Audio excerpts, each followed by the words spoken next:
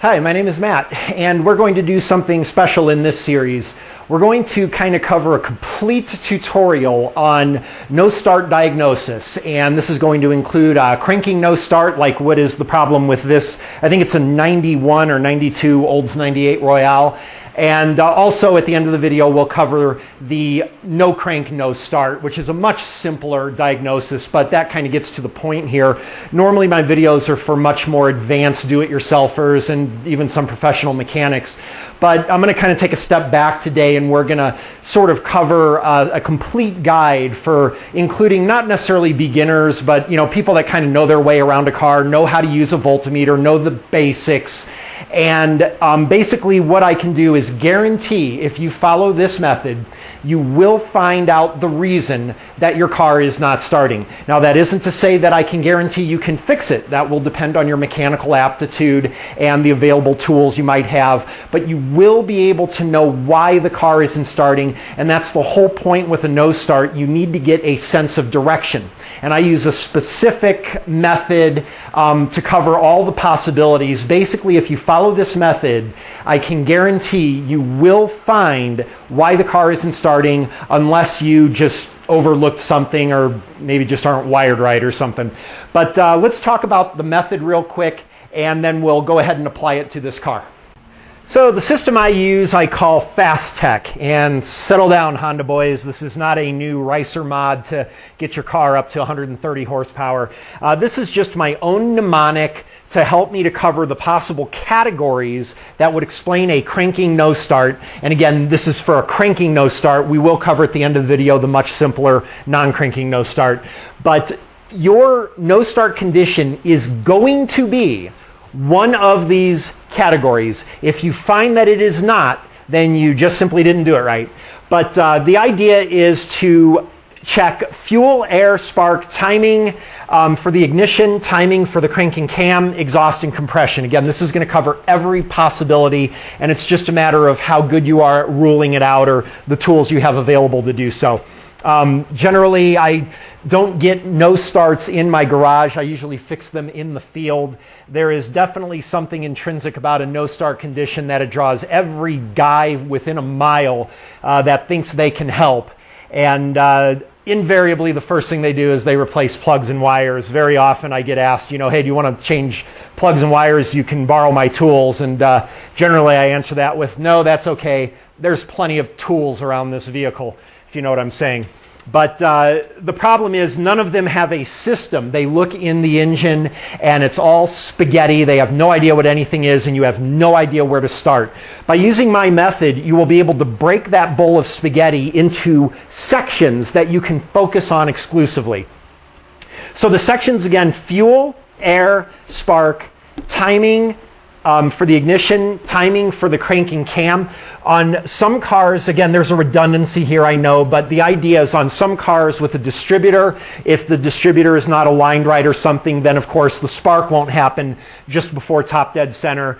You will get a no start. But you can also have it where there is a timing problem between your crank and cam. You jump a tooth on a timing belt or something, or you have a problem with a crank or cam sensor position, which also is related to spark because those generally key the spark. So there's a little redundancy. Air is actually redundant with compression. You have to have air coming through to get compression. I just put it there to remind me to check kind of more simpler things, idle air control closed, something like that. We'll explain all that. So what we are going to do is I'm going to actually start with fuel and work down the list in order. And even if we find that we rule out a problem, I'm going to show specifically how to cover it thoroughly so that you will know what to do on your car. If I find there's fuel in this car, I'm going to continue showing ways to verify that there is fuel, even if I know that there is, just to help you out. So the thing with this system is in actual application, you won't do it like I'm showing in the video because some of the tests are going to be much harder to do than others. You want to do a system where you're not just following this rote, but you're sort of using your brain to think which is the easiest next step and then going to the easiest next step that is the most likely. Just for example, if we check fuel pressure, and we verify there's fuel pressure, that does not necessitate that the fuel is firing through the injectors. But it's much harder to find if the fuel is going through the injectors than it is to do some of these other tests. So the idea is we may hold off on checking that the injectors are getting fuel passing through until we finish some other tests, just because it would be rather time consuming to verify the injectors are working. So hopefully that makes sense, and maybe we'll apply that here. So at this point we're going to start with fuel, and we're going to first of all verify we still have the no start condition. On this car, it died while driving and then would not restart and was towed in. So we're going to go ahead and verify that it still does not start.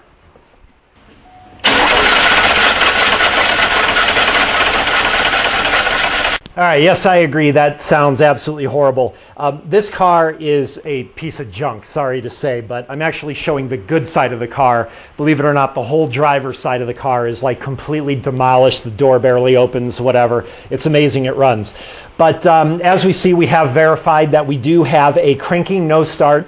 So what we're going to do now is verify, is there no fuel to this vehicle? So let's go ahead and do that first. So as promised, we are going to start with fuel, but do know that in an actual real life application, I would have ruled out a couple of other of those variables just from that cranking alone. But because we're going methodically through the system, we're just going to stick with fuel. But in reality, you want to be smart and you want to try to eliminate as much as you can with each test, even if it's kind of serendipitous. But what I'll need to do is, this one's going to be easy for me to check fuel. There are many ways to verify that you have fuel delivery. I'm not going to show you all of them, but I will show you or explain as many as I can just so that you can determine what will work best for you. There is a Schrader valve right here for the fuel pressure port. Since I, of course, have a fuel pressure gauge, that is what I'm going to do for my first fuel check. But there are other ways you can do it if you don't have a fuel pressure gauge, or on some models you won't have a Schrader valve. And while I've got kind of a master kit where I can rig something up, a lot of times it's actually faster for me to verify fuel delivery through some other method than it is to try to rig up my fuel pressure tester. So I'll have to get this little cover off first, and then we'll go ahead and do a fuel pressure.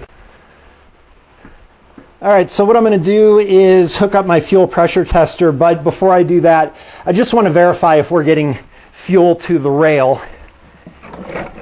So I'm just going to depress the Schrader valve real quick here and just see if I can. Okay, so we see the fuel spray out. So this is actually a pretty good indication this is not going to be a fuel problem. Now, that isn't to say that the fuel pressure is good. You do need some pressure in order to squeeze past the injectors when they fire, assuming they're firing. But in general, if you have fuel at the rail, it's most likely not a fuel problem.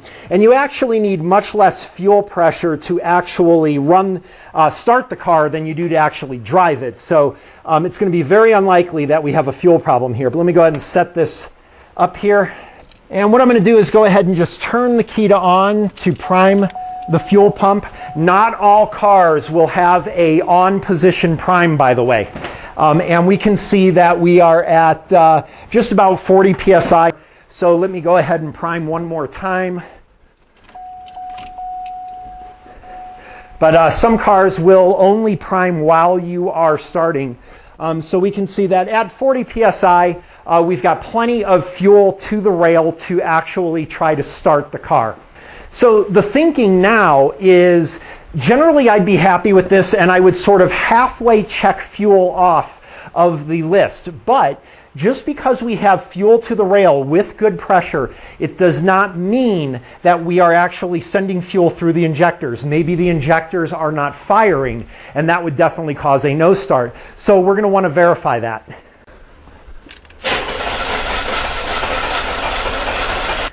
Okay, so the slight movement of the gauge that we saw there is actually some indication that the injectors are firing. But of course, a good fuel pump is going to keep up with the injectors firing, so you won't get a dramatic decrease. So again, normally I would pass on to something else because the likelihood is lower than other things right now, but because we want to make this video simple, we're going to completely rule out fuel, and that means we have to verify that these injectors are firing. So one of the things, we don't really have to do this with all the injectors. If we can verify that we've got 3 injectors firing, then we should easily be getting the car to kind of try to catch, or maybe even start and run for just a second or two. So we're going to go ahead and verify that we have control to the injectors. There's a number of ways that we can do this. One way, we could remove the whole fuel rail and then put some buckets, little plastic containers or something underneath the injectors, crank the car, and then see that we actually get fuel out of the injectors. That would be one way of doing it. Probably not the simplest, probably not the safest. Another way that we can do it is this. We're going to verify that we have control to the injectors. So I'm going to undo a few of these injector harnesses here. And I'm going to put in it's called a Noid light, a little 12-volt light. And if the light lights up, then that is going to be verification that we have control from the computer to the injectors. So let's go ahead and do that.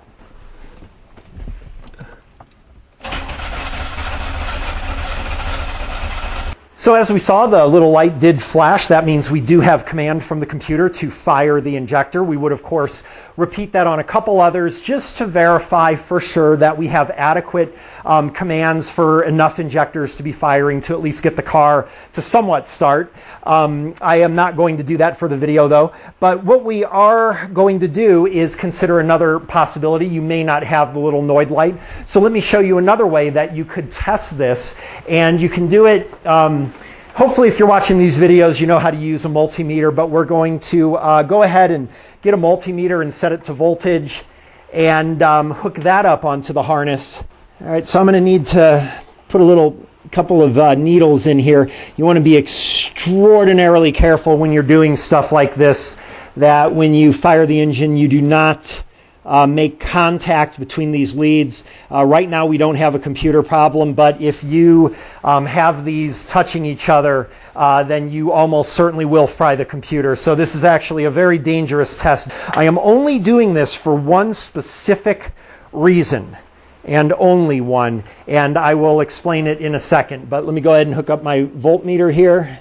All right, and just to be safe, I'm going to go ahead and put some tape over my positive here, just to make sure I don't get a short to ground.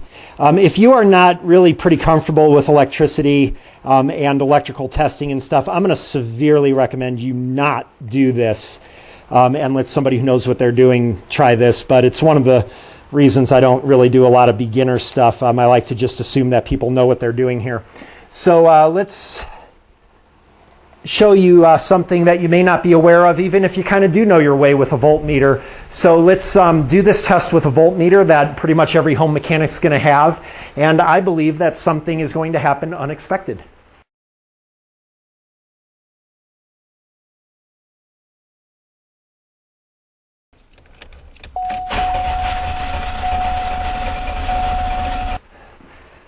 All right, well, my unexpected thing did not actually happen, but what I was kind of hoping would happen was that the voltmeter would show 6 volts instead of 12. But the reason is because, and it's one of the reasons that on my channel I almost always talk a lot about theory of operation and how things work and how the tests work. The thing you may not be familiar with on a voltmeter is that the voltmeter actually measures average voltage. So while of course we wanted to see 12 volts, the battery's starting to clearly get a little weak from all the starting, but with almost 11 volts, we know that the voltmeter did work at finding that there is a command there. But it is entirely possible if you do this that you will see 6 volts. And the reason is because the voltmeter is taking the average of the cycle with it off and on between 0 volts and, of course, 12 volts. So you might look at it, see 6 volts, and say, oh, there's my problem. There's only 6 volts. It's not enough to fire the injector. And you would falsely, start replacing a computer maybe or something like that, tracing the wrong thing. So it's very important that you not just be a swaptron and that you understand what you are doing, understand the theory of it, because had that shown 6 volts, that would have been a positive test for the fuel injection system, but you might have thought that it was indicating a problem. So we know now that we've got several ways of testing that there is command to the injector. But the problem is, does that mean the injector is firing? Well, scientifically, it does not. It is still possible that we're getting command to the injectors, but the injectors themselves aren't firing. Now, the odds of this are infinitesimal, and you would be kind of silly to pursue something like this. But I'm going to show you how to do it anyway, just because we're being thorough in the video. Once we do this test, or a couple of them, to verify the injectors are firing, then we can absolutely, positively cross off fuel from the dry erase board of knowledge up there. So we're going to do this a couple ways. One of them is going to be kind of a really basic way, and the other one is going to be a way, again, that I'm not going to recommend you do. So I'm going to do that one first. So what I'm going to do in this test is I'm going to manually fire an injector. And I'm going to know that the injector is working because since we're at static pressure right now, in other words, a resting pressure, if I pass fuel through the injector, then the pressure should drop because the fuel pump's not running to keep up with it. So we will see a drop in the pressure. Now, I don't want to fire the injector very long because I don't want to fill the cylinder up with fuel and hydrolock the engine. Normally, and in other videos, you've seen me do this with a scan tool. This is a great way. This is not a great way to detect a no-start condition, but this is actually a good way if you have a misfire in one cylinder and you wanted to verify that the injector is working in that cylinder. So there is some application for this.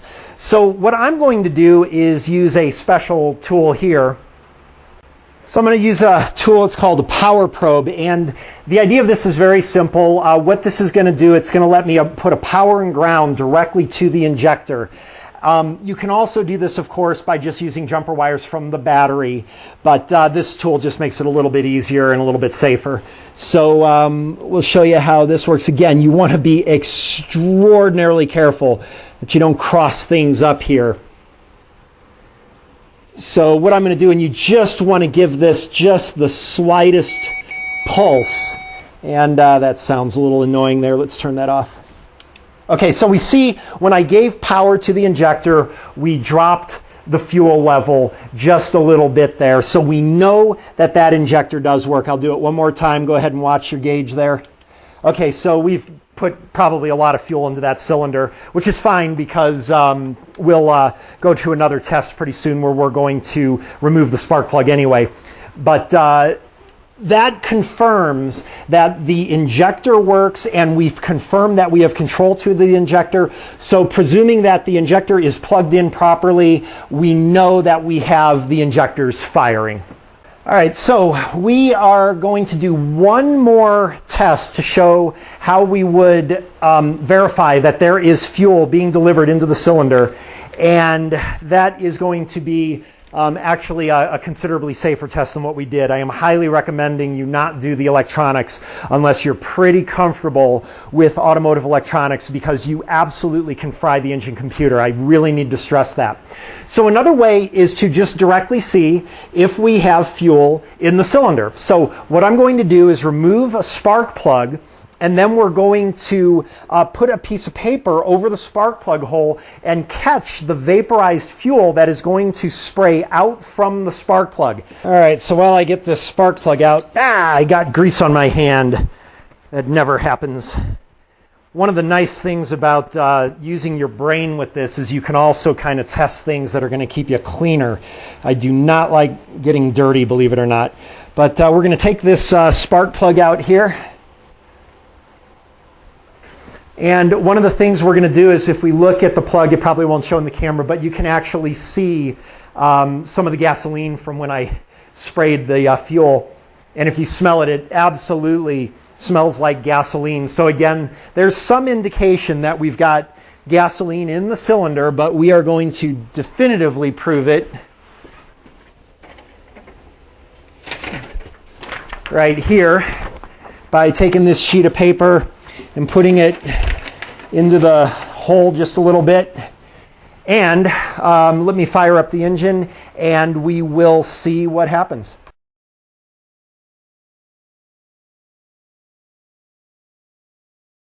Okay, I don't know if this will show up on the paper, but right by my big grease stain here, right here in this area, there is a definite kind of yellowish spot, and it absolutely completely smells like gasoline. The only two reasons you would have anything on the paper would be as if it's fuel or if it's coolant, if you have a blown head gasket.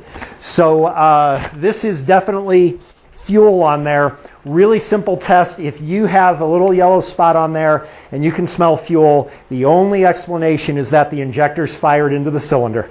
So the other thing I want to point out is while fuel is definitely not the issue on this car, what if it is on your car? Well, what you're going to have to do is, again, it depends on your level of aptitude. If you have no fuel pressure or very low fuel pressure, you're going to want to check the fuel pump. I do have an early video I did like a year ago that, at least a year ago at the time of this release, that tells how to diagnose a fuel pump. Just because you have low pressure, it does not mean you have a bad fuel pump. You could have a clogged fuel filter. You could have bad wiring.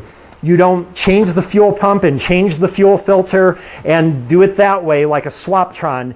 You diagnose, is it the fuel pump? Run 12 volts right to the fuel pump. If you still have low fuel pressure, well, then it's either the wiring from where you're tapping in to the fuel pump, or if you're doing it right at the fuel pump, then the fuel pump is definitely bad. Or actually, you could have a restriction too. So actually how to test these things specifically is going to be a little bit beyond my control. If you find you're not getting command firing these injectors, then there's a number of things that could happen. You could, of course, have a computer problem. You could have a camera crankshaft problem. Sometimes on some cars, the fuel injection is dependent on you having signal from those devices. The other possibility on some cars, I know, for example, like the earlier, like mid-90s Chevy Suburbans and things, if you have low oil pressure or you have some short circuit or problem with the low oil pressure light being on, that will actually shut off fuel to the vehicle as a safety to prevent you from destroying your engine from low oil pressure. So there's all kinds of things, and I can't go into all of them or how you would test them. That's up to you. But the idea is, using the techniques I showed you, you would know you have a fuel problem, you have a direction, and that's really the best that you can hope for, and then it's up to you to know how to go in that direction of fuel. So let's go over to the board of knowledge and see what's up next. All right, we can scientifically run fuel off of this list.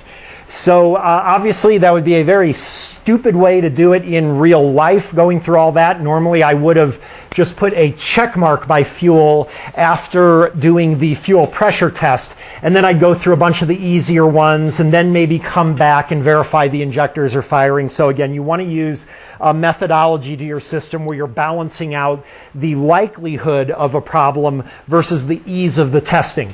So what we never do, though, ever, is just try to buy plugs and wires and see if that fixes it. So up next is air. Air is going to be a much simpler one to do.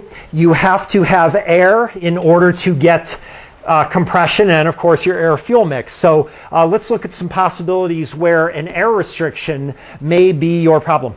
So it goes without saying, air filter would be an easy thing to check. It is very unlikely you're going to have an air filter that is so incredibly dirty that you're not going to get a start condition, but it may affect drivability. I actually have a video on a Hummer that had exactly such a phenomenon. I have actually seen before where people were doing their own work, replaced the air filter, forgot they left a shop rag, and I found a shop rag jammed up near the mass airflow sensor. If the car has a mass airflow sensor, it'll definitely catch up on the screen there.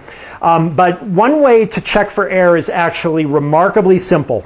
We're going to get into the car and I'm going to just push the gas pedal down. The gas pedal, if you know anything about cars, is actually the air pedal. It opens up the butterfly plates. So let me go ahead and do that, see if it makes a difference holding the gas pedal down, and if it does, then I will explain why that is.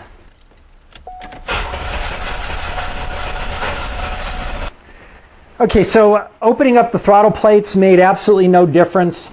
The reason you want to do that is you have to remember that if the gas pedal is closed, there is some air that will come through the throttle through your IAC, your idle air control. And if you're not familiar with those, then you probably want to look them up. I don't know if I have any videos on those, I don't think. But the idea is that the idle air control motor is going to allow some air to come in even when you're off the gas pedal. If that idle air control motor is completely closed or blocked with carbon, actually, you know what? I have a video on that. I can't remember which one it is, but I did have a video where the IAC passage was blocked with carbon. The problem is then you will have no air getting in the engine. If you have no air getting in the engine, then you cannot burn the fuel. You actually won't have compression, in fact. So another way to do that is to just simply take off the air intake hose right in front of the throttle body like that. And that, of course, we'll check in here, and there's just a MAF screen there. By the way, don't remove your MAF screen if you're one of those performance idiots. Maybe I should do a video on stupid performance mods, but to anybody that's removed the MAF screen because you think you're getting more airflow, you're actually going to lean out the engine. But anyway, that's off the point.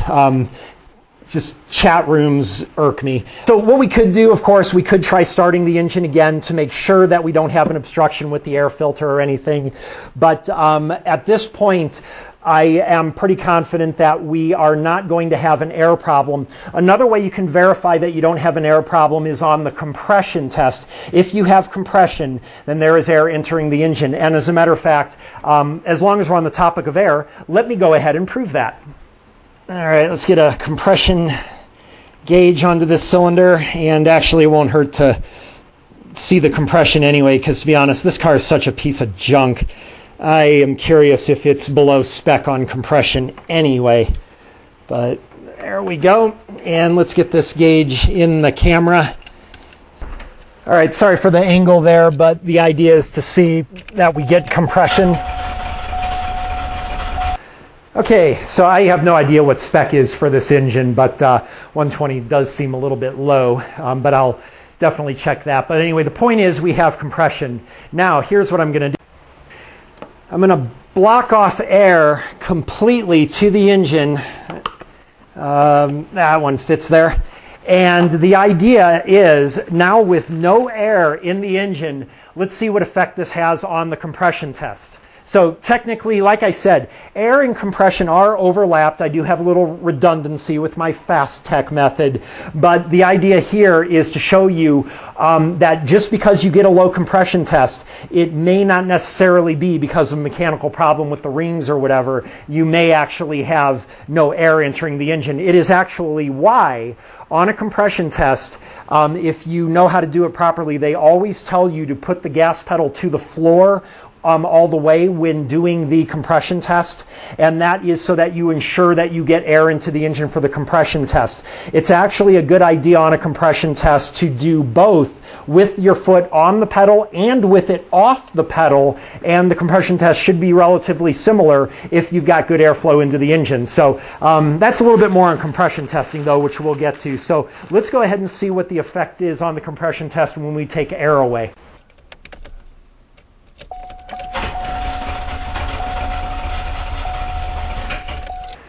Okay, so as you can see, we have much, much lower compression when we take air away from the engine.